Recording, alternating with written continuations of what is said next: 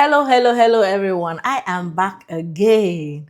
Happy Mother's Day. I hope you're celebrating yourself. Listen, you don't have to wait until somebody celebrates you for Mother's Day. Once you're a mother, once you're a nurturer, once you're somebody who is ahead, covering a child or a person, either physically, spiritually, in every way, as a mom, as a mentor. This is for you. Happy Mother's Day. All right. And you deserve to be celebrated. So if nobody is celebrating you, celebrate yourself. Now, if your kids are not working yet, they are still little kids. You don't have to wait for anybody to celebrate you. Take yourself out, take your time out to celebrate yourself. My Mother's Day gifts came in some time ago. Yes, even if your kids are not working, you deserve that celebration. So, hey, give yourself that celebration. All right. Today's discussion, I want to talk about four things in motherhood: intentionality in motherhood, discipline. I want to talk about motivation, and I want to talk about handling criticisms. Yes, handling criticisms as a mom. Now, intentionality in motherhood is being setting out structure, goals, and a purpose for being a mother. Before you want to become a mother, you want to think of what you're going to do. Why do you want to become a mother? Yes, ask yourself the question why. Because when you ask yourself the question why, it helps to solve so many things along the way. But what does that do for you? It helps you plan ahead. Yes, there are some things that you can plan for, but there are some things that you can plan for. Like in faith, you can plan for faith. What do your children want to follow? Are they going to be children of God? Then you know you have to make time out to make them, to put them in the way. He said, train up a child in the way that he should go. When he is old, he will not depart from it. That is the word of God. That's been intentional. So even as a mother, before you become a mother, as a mother, be intentional about your children. Pray for them, pray with them. Yes, it's one thing for you to pray for them, and that's what a lot of women are doing. You're grinding on your knees, but you're not bringing these children into the covenant of prayers. You are not helping them to develop prayers by themselves. Yes, I'm not going to excuse that because I'm a mom and there's a lot of transitioning going on around me. So I'm not excusing the noise. We move with it. So Proverbs 22:6. Be intentional about being a mother. Pray with your children. Pray for your children. The commandment the Lord gives them today is that in their hearts, they should hold God in their heart. And as you, as a parent, hold God in your heart, impress it in the hearts of your children. As a mom, that is your responsibility. All right, we're moving on. Now, the things I want to talk about is prayers with your children. Yes, I spoke about prayers with your children. Also have conversations. A lot of people don't have conversation. The mom, you are just working, working, working. You go out, you come in, you go out, you come in. You are doing things every time. You don't have these conversations with your children. Children see, children know. Your children are not dumb. Yes, that's even your pride as a mom. They are not dumb. Call them in. Age appropriate conversations. You want to ask of their opinion. Ask of their opinion about politics. Ask of their opinion about finances. What do they know about this thing? And you will be able to correct whatever negativity they have in them, whatever negative information, before it transitions into a toxic or negative mindset. Yes, toxic and negative information can progress to become a mindset. But once, as a parent, you are able to have those conversations, you will be able to transition from the negative information to a positive information and then a positive mindset. Yes, correct them in love. Correct them in love. Discipline can be painful, but is love. How can I watch you as a parent grow up to become something bad that's not useful for yourself and useful for others? What does that mean? Correct them in love. Yes. Now, I'm not going to define any form of discipline here, either physical discipline, But most important is when you want to discipline a child, make sure you're disciplining from a place of knowledge. The people that are always used to raise the hand up before their mouth, stop doing that. Yes, stop doing that. As much as possible, when you're correcting a child, you are correcting the child from the place of knowledge. The child needs to know what they have done. The child needs to be able to read your countenance. So much so that even when the child is going outside and others are doing it, the child is able to understand why that is wrong. Affection is very, very important. Hug your children, kiss your children, love upon them, Touch them. Physical touch is very, very important. Presence is very, very important in the lives of these children. Yes, your presence is very, very important. You know how I know your presence is very, very important? Because when you are not there, they know you are not there. When you are busy, too much busy, they know you are. When you have something to do, let them know that we are all out for you. We are supporting you. I am your number one cheerleader. When you are looking for me, I am there for you. Make time out. Whenever you go to their school, ask about the dates that they have programs so that you will take dates. Reason is because there are some things that your money that you keep going to make cannot cover. The kids understand. Also, teach them the right way to go. Teaching is a two-way thing. Let me tell you, I'm a mother of teenagers. It's not everything that I know nowadays. Let me just tell you straight up. It's not everything that I know nowadays. I know there are different things, especially when it comes to electronics, when it comes to saying some things, when it comes to mindset about things. Sometimes when it comes to new things that are happening outside, things are transitioning. When I need to know about Gen Z things, I just call them. Oh yeah, what is this thing? Come and tell me. And they debunk the whole story. In fact, sometimes when I repeat their slangs to them, they say, mommy, behave. So I behave. All right. So moving on now, intentionality means that you're listening to a child, irrespective of the age of the child. Whenever they put a behavior forward, you want to know the reason, the mindset behind that behavior. Because if you don't listen to them and you are just correcting them, then you are not going to make way forward. Yes, listen to them intentionally and carefully. Study your child's needs. Every child, you have 10 children, you have 10 different needs. Everybody has different tastes, everybody has different personalities. You need, as a mother, to be able to understand all of the personalities, their do's and don'ts, their likes and their not likes. Now, another thing is setting boundaries. Oh, that's big, big, big for me. Yes, setting boundaries. We can play, we can talk and all that. Like a lot of parents who are in outside of Nigeria and sometimes in the places like US, UK, and all of that, you believe that you cannot set boundaries with the child because the child goes to school and bring a language home and they use the language home. First and foremost, ask ChatGPT if you don't know. Put it online if you don't understand what the language. And ask what context, yes, what context, what situations can those kind of things be used? And for me, I am big on if it's not godly, it should not be found in your mouth. Because my standard is everywhere you are and you step into, you must be able to preach Jesus. So if your character has been bad, and at the end of the day, you are not able to talk about Jesus, I don't know what you are trying to do. That means there's something wrong somewhere.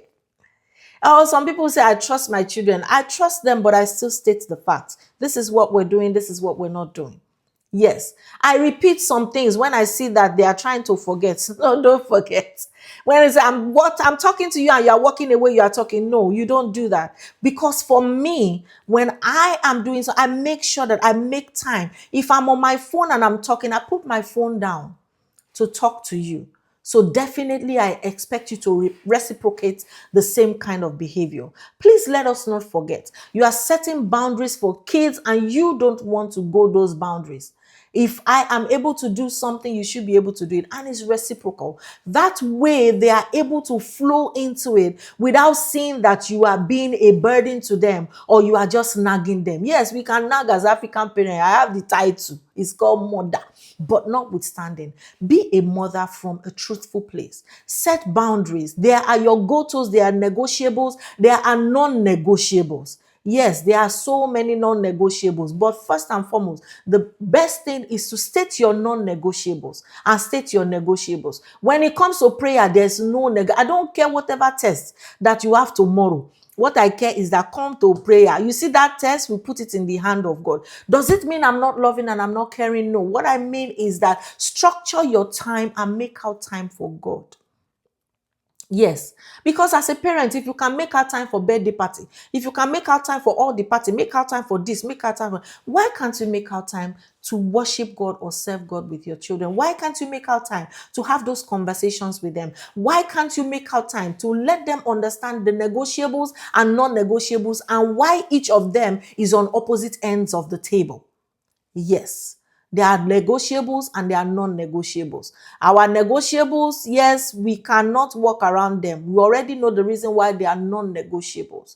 Our negotiables, we can walk around them. I can give you maybe we can have a reason why we want to do it. If it's justifiable, then sometimes let the children sit around the time around table and justify whatever they want to talk about. Yes, you have 3 kids. There's time for you to talk to each person as an individual, and there's time for you to bring each person to the table. Come and critique yourself. I'll talk about criticisms later. Let's move on. Now, you want to set boundaries. You want to model behaviors. I talked about it. You want to model behavior instead of preaching it. A mother is intentional in prayer. Set aside time for you to pray for your children. The things that you want to see, pray for them. Now, I like do something that I do. In nursing, there's something we call obtrusive and unobtrusive observation, especially in mental health. Obtrusive and unobtrusive means the patient is watching, you are watching the patient with the patient's knowledge, and you are watching the patient without the patient's knowledge. My prayer goes 2 ways. When I am doing both obtrusive and non-obtrusive, the day I will go on my knees and go and pray for you, you don't need to know what I'm talking to God about. But that one, you know that day I am tying you to the hem of God's garment. You cannot live in Jesus' name. Amen. But the ones that I say in front of you, as you are going out of the way, God, these children, whatever you want to see in them. These children are children of God. Whenever they are in the midst of their parents, we will have a day where I will pray that kind of prayer. I will teach you that kind of prayer later, so that you are praying it inside their ears and they are hearing that prayer and they cannot run away from it. I told you beforehand, I said this post is going to be a long one. Now, discipline in motherhood. I know when I talked about intentionality, I talked a lot about discipline. In the book of Hebrews chapter 12, verse 11 said, no discipline seemed pleasant at the time. When you are doing it, it's not pleasant, but painful. But later on, hey, it produces good fruit of harvest, righteousness, peace. Yes. Another one say in the book of Proverbs, that is my number one highlight of the book of parenting. Whoever spares the rod hates their children. I don't know which version. Spare the rod, spoil the child. Whoever spares the rod hates their children. I said it before. I said it's not every time you raise your hand, but find a form of discipline. Find a form of discipline that is effective for each child. You can find a general discipline for all the children, but another thing is finding specific discipline for each child, because after a while, some children will just, when they start developing thick skin, the others will just be crying. They will just be waiting for let the time pass, and I will go and continue. So know whoever your child is, know their individuality, know their personality. Now, we want to talk in discipline, we want to talk about self-control. Let the child know why they should have self-control. Responsibility, give them tasks and let them have accountability. Emotional regulation, all those kind of temper tantrums. Something happens and you are rolling on the floor and you are dancing up and down. I'm sorry, I'm not a party to, I can't stand it. Let me just say it.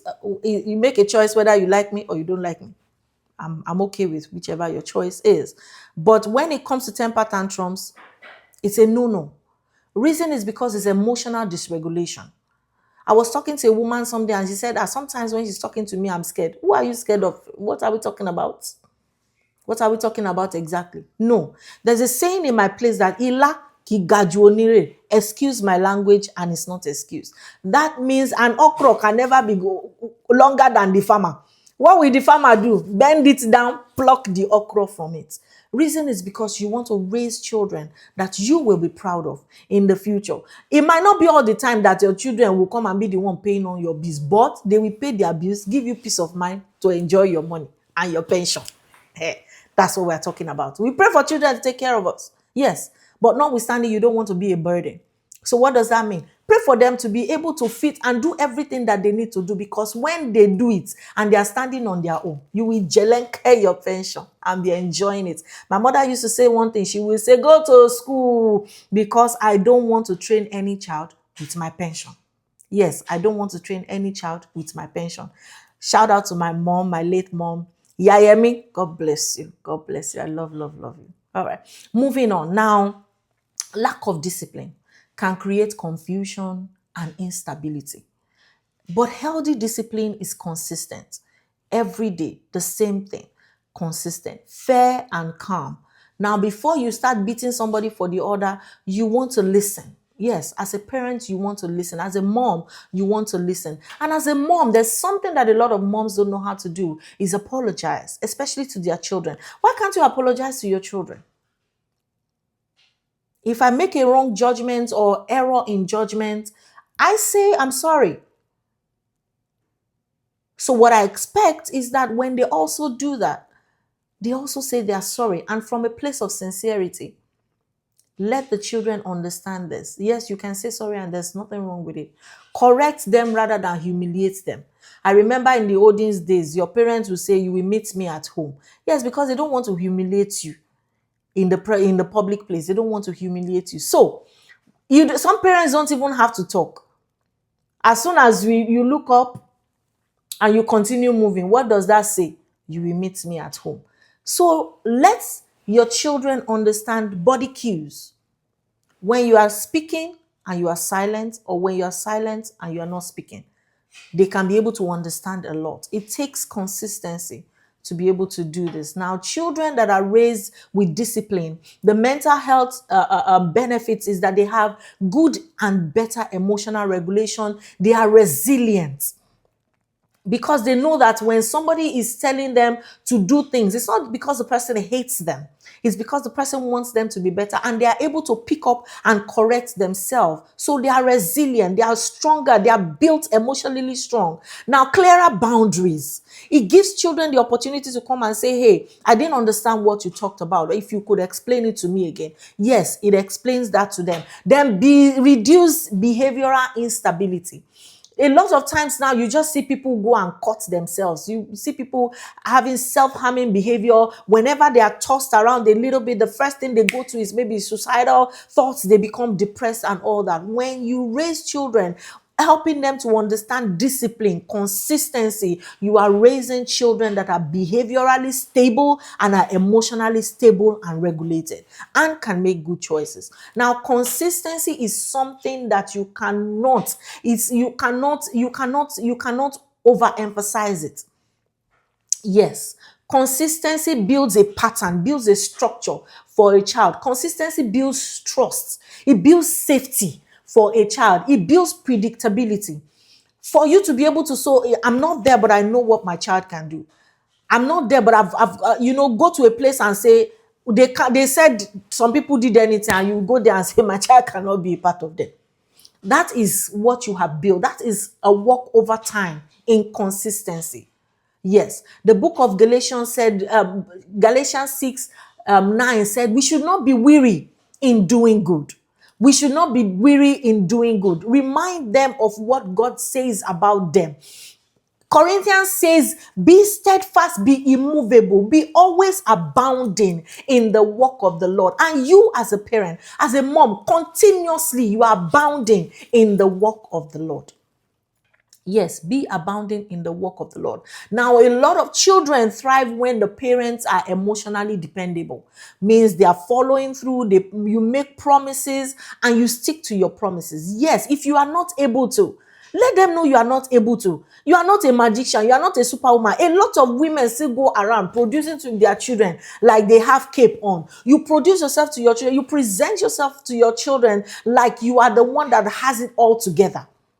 Let them see that you're vulnerable sometimes and that you are able, irrespective of your vulnerability, to put it back together. Restructure yourself together, put your head up and go, so that they learn that when they are down, they don't stay down. Because the only thing they know about you is being up. They don't know the time when you are ever being down. So whenever they are down, they don't know the way around it. Yes, you can't be down. It's a normal human emotion. But what you do is dust yourself together, set your goals, look at what the problem is and face the problem head on. Step out of the problem so you can solve it. Don't stay in the problem. Yes, don't stay inside the problem. Nobody solves anything by staying inside the problem. Step out of the problem. Before you are able to see the cloth that you are wearing very well, you remove the cloth and put it and see it. Or you use a mirror. Yes, that's the way to go about it. Now, consistency is following through, repeating the values, reminding them every day. reminding them every day in love that yes, you love them. And this is the reason why they are not doing this. If you do that consistently, even you, when you want to err, you will see somebody say, Mommy, but you said, that is for you to retrace yourself. Maintaining routines. Does it mean that there's no room for flexibility? There is. But when it comes to the important things, you are not missing things out. You are not messing things out. If you are not able to maintain a routine or the time changes, let them know they are human beings. You are not breeding dunce people. Create a routine for them. Show love even when they stress you up, even when, even when the things are not going. Tell them, listen, I love you, but I need a break. I love you, but I need some time out. I love you, but right now I can't talk. Can you give me a little bit of time? But make sure that when you're asking for that, you really go on out. And when you are better, you talk about whatever they want to talk about. There are some things that right there and then when they bring it to you, you want to talk about it. But there are some things that you can say, hey, give me a minute. I'm a little bit stressed up right now. I need my brain to cool down. Yes, you are a human being. You are not a superwoman. You are not a superwoman. You are not a superwoman. I say it 3 times. You are not a superwoman. You are a woman. Now, a mother who consistently checks homework, ask about how the children's day was, ask about their emotions, read their physical self, their emotional output, when they are irritable, when they are not doing okay, ask them about their friends. When you go to their school, don't face forward, say hi to their friends, even if they are teenagers, say hi to their friends. Hey, your daughter's friend should become your friend, so that we avoid problem. Yes. So your son's friends, know who their friends are. Yes, you can make a get together for them. Let them be comfortable enough to bring their friend home under supervision. Don't let it be that the only time they can be with their friend is when you are not there. Let them be comfortable when they come to. I remember my mom, I used to have friends come to the house, and my mom was always comfortable. You will come to my mom's house, you will eat, you will relax, and all of that. So when I also go to my friends' places, their parents are also there. Whatever they are doing, I help them do. Little things like that. It gave us peace of mind because it's a form of accountability, and it's a form of I see you.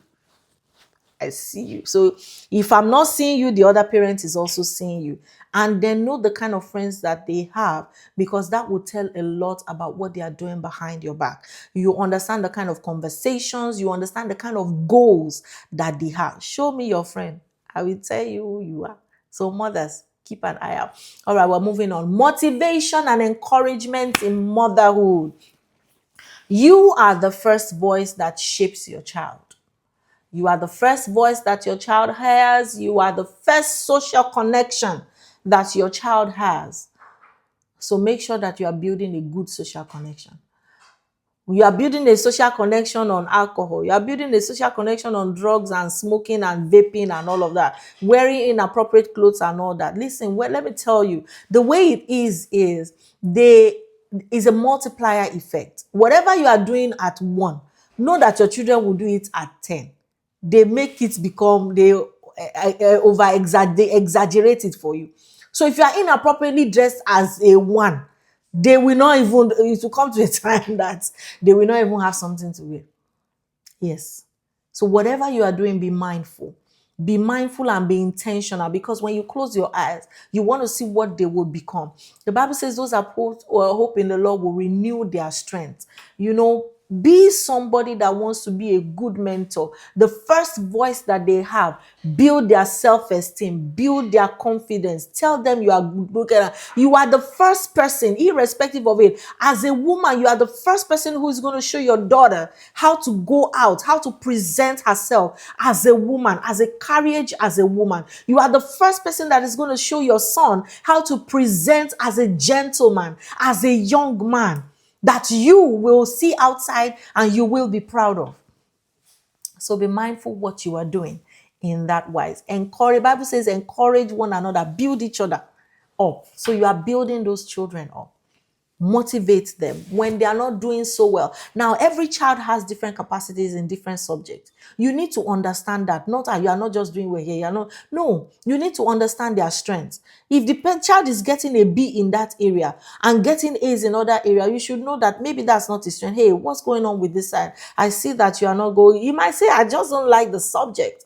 There are some things that I don't like. Do I never like maths? I only pass it because we had to pass it. Simple. Come and catch me. I only pass it because I had to pass. So when any of my kids said they don't like maths or any of that, well, I didn't like it too. What can I do to help? Can we go for extra coaching? Can we go for, and let them understand from a basis of knowledge that, listen, I also didn't like it, but I had to pass it because I would not let one subject give me a setback. Yes, one subject will not give me a setback. It's not possible. We move. So if I have to beru and beso, we do the same. Now, whatever words that you are speaking into the lives of these children is what they keep carrying on. When you are not there, it is what they stand with, it is what they stand on. So affirm your effort. Encourage them to grow. When they are doing positive things, ask them, so what do you enjoy doing? Do you enjoy photography? Okay, let's go out today. I want to show you something. Sit down and look for ways that you can nurture their passion. Their passion. That's the way to motivate them. Don't just leave them. You just give birth. You, as a woman, the only thing you are doing is working, working, working, working, working. And that's what a lot of women do. The only thing you keep doing is work, work, work, work, work. It will get to a time that the money you are working for will not do anything. Yes, the money you are working for will not do anything. Because you send the child to school, another person help you nurture the child in a negative way. What's your money doing? Your money is supporting negativity. So there should be a time to make money. There should be a time to nurture the child that you're spending on. Celebrate their progress. Hey, well, I can say I'm proud of myself. I celebrate their progress. Wherever they go, you have a presentation, we go there. And we don't just go there as one person. I encourage them to celebrate each other. Yes, celebrate each other. Reason is because I've seen families where they all grow, and then at every point in time, everybody's bringing something. The whole idea is not bringing money to the table. The whole idea sometimes is when you are not there, they will be able to get together, celebrate themselves, and also celebrate you as a mom. You know, another thing is teach perseverance. This life is not equal. This life is not easy. But what you can do is celebrate perseverance. Yes, you can celebrate perseverance in your children. Encourage them that, listen, even though you don't have it right now, just keep pushing. It's going to come. It is going to come. Yes. Encouragement is not ignoring your child's weakness. It is helping children believe that their growth is coming and is possible. Yes. Encouragement is not celebrating their weakness. For me, I am not a person that will take your no. Before I can accept a no from you, we need to sit down and look at what we're saying no to. Are we saying no right now? We cannot do that. We need to give it more time. Are we saying no because you cannot do it at all? Or are we saying no, I have another option which is better, we have to look at your no. We divide and do board mass on top of your no before it is accepted. What does that do? It helps the child to know that they don't just give up. Because life happens. And when life happens to them, they don't run away. They don't run away. Yes, they don't run away. When life happens to them, they sit down and look at it. Does that mean you are not allowing them to express themselves emotionally? No, don't get me wrong. What it means is that when they express themselves, my mother used to say one thing, that when you cry, the tears wipe out your eyes so that you can see clearly. What it means is that when you finish crying, you go back to your drawing table and start all over again. All right. Emotional impact, positive encouragement. It can help them reduce anxiety. It can help reduce anxiety. I remember one day that my daughter woke me up and said, oh, she has a test and all that. She cannot do, she doesn't know what to do and all that. I will not help you read now. At that time, I'm saying this online. I didn't know what to do at that time. It was chemistry that I hated with a passion. Yes, I did not like chemistry too. Yeah, this I don't like. And there's nothing you can do about it. I did not like it, but what I was able to do at that time, and it was like midnight, like 4 a.m., 3:30, 4 a.m. in the night. What would I do? I say, sweetheart, why are you going home? You can't even understand it. But what are you doing by this time? Come and rest your brain. Put her on the bed beside me and hug her. All of us sleep together. In the morning, we come and call on Jesus. Help her, help her, help her. She went back and she said, and it was everything that I know. If we did not do that, that means you will not sleep. I will not sleep. I will not be able to go through my day because my day is, and then you will be anxious because you did not sleep back. Everything is not be calming down. Reduce your anxiety. Be calming down. You cannot carry the load. Leave the load in the hand of God. Wisdom is applicable to direct. Okay. Improve their confidence. When they are going out, tell them, you can do this. I believe in you. I'm your number one cheerleader. Anywhere they are going to, they see you in the middle of the crowd. If they are not seeing you, before they go and before they are, you pray for them, with them and without them. You are praying for them so that they know and they understand. Strengthen their attachments. Strengthen their attachment. There's a difference between make your children dependent on you and when you strengthen their attachment. When they have a relationship with you, it's not because you are always there all the time that they cannot function when you are not there. No, it's because you make it comfortable for them to come around you and be themselves, so that when they are not around you, they will also be comfortable to call you or look out for you to say, hey, what's going on? What are you doing? How is work today? Ask them how their day is every day. Everybody will just come and say, you have come back. Are you going to eat? Easy food all the time. Ask them how their day was. Ask them the teacher that their favorite, the teacher that is not their favorite. What did not make that teacher your favorite? Ask. There are simple things that you can do. There's a reason why God make you give birth at that age. It's because you have carried some amount of experience in life to that place, and they need that experience. And that is part of nurturing. Now, I've told them improve resilience during failure. When they fail at something, you say, yeah, we'll move again. Like a child that wants to drive. Oh, I didn't drive well. I know. We'll move again tomorrow morning. All of us, we go there like that. We are not giving up. We keep moving every day. Now, the last thing I want to talk about is handling criticisms as a mother. Everybody comes at you. You don't know how to parent. They did not do textbook, oh, and yet they come at you. You don't know how to parent. Look at your children. Look at everybody is coming from you. Family, society, social media, culture, even the children themselves, they are coming at you. Remind them first and foremost, Bible teaches wisdom in humility. Bible says, honor your father and your mother so that their days may be long. And irrespective of what has been done, the first thing is humility. Honor your father and your mother, because that Bible passage is not going to change because of you. Yes. Tell them I said it. That Bible passage is not going to change because of them. First and foremost, help your children understand confidence in God. Help your children understand confidence in God. There are things that we cannot do and we don't need to do them. Why would you do it? He said he keeps his angels charge over me. Why should I keep my eyes open when I'm sleeping? Why? Because we give things to God and we take it back and we are holding on to it. We say we are handing it over to God and we are taking over everything. People will criticize you. You are not giving that child food very well. This child is not eating well. Look at the way he's skinny. Look at the way the child is dressed. We're not looking at your financial capacity and all of that. And every time somebody criticizes you, you just break down. And then the child that you are nurturing breaks down and see that you are not emotionally regulated, and that is the way to go about things. Yes. Before anybody criticizes you, criticize yourself first. Some criticisms are healthy. Yes, they help you grow. You learn new parenting strategies. You improve communication with your children. You correct harmful and negative patterns and you change them. Unhealthy criticisms is shaming a child. Remember I said along the line that yes, you talk to your child as an individual and then you also talk to them as a group. But if you are doing everything in front of everybody, you might be putting that child to shame and it's not good. Unrealistic criticisms. You just feel like talking or somebody angered you, you bring it home. Controlling. Comparison. You have 3 children, you are comparing them together. 4 children, you are comparing them together. Remember I said each one has their own personality.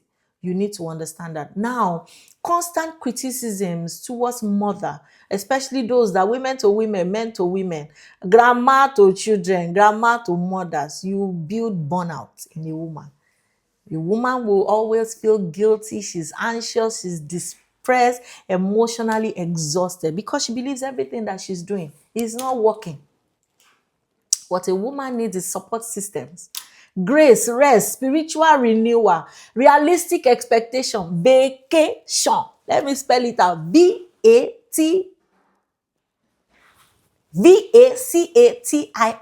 Vacation. It doesn't have to travel to any big country. She just needs to take a 2 to 3 days break from all the blah. And then when she comes back, she's refreshed. So let her go. I want to talk about women in the Bible. Listen, Mary is a woman in the Bible, a mother that chose obedience. Obedience in faithfully nurturing Jesus Christ. And that became a blessing to us all. Hannah is a woman that intentionally prayed for Samuel. She made a covenant with God and she followed through. Spiritual dedication for a woman. Another woman I want to talk about is Jochebed. Jochebed is a woman that watched Moses, did not give up, protected even from afar. Despite the danger, she did not give up. Courageous parenting. There's Eunice in the Bible. Pass down sincere faith, generational influence. The children are looking at you. If you get burnt out, they will realize that they burn out. They won't want to be like you when they grow older. When you tell them to do things and all that, they will say, I can never be like my mother. So, motherhood is not perfection. We are not perfect as a woman. We are always growing, always evolving, always renewing our minds, always blossoming. Every role, every season, every time we're coming out refreshed and renewed. We are intentional in building direction. We are disciplining our children to build character. We are consistently building them to build trust, to build good structure. We are motivating with confidence as a woman, and we are wise in handling our children and we build strength in them. As a woman, we are the leaders of tomorrow. Yes, the children are the leaders of tomorrow. Who's building the children? Who's building and nurturing the leaders? We are. As a woman, we are beautiful to behold. Yes, beautiful to behold.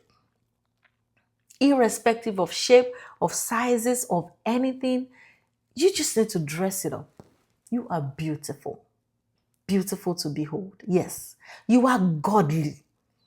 God has put inside of you capacity to nurture nations. That's why the Bible says nations are inside of you. You have built capacity to nurture nations. We are not the one that hears everything and we don't divide and separate and sieve before we make use of it. You are a nation builder. Yes. Inside of you, there's wisdom. Inside of you, there's strength. Inside of you, there's love. Capacity to love in the toughest and in the most difficult times. Yes, you are a woman. You are a champion. The one that stays in the back and is a leader. You watch your children grow. You watch them excel and you are okay with it. And you are confident and you are at peace with it. Yes. So happy Mother's Day to you all. I want to encourage you. Thank you for listening to all my rambling and all that. But today, I just want to celebrate each and every one of you. Cheers to you all. Cheers, cheers, cheers. I love you. I love you. I love you. Woman, take time today to celebrate yourself. Listen, no going into the kitchen to do too much. Today is not that kind of day. Put your leg up. Let them serve you. Let them take care of you. And if you are that woman that you are not at that stage yet, sit down. Put your juice in your cup. Rest your leg a little bit. Daddy, take care of those women. God bless you.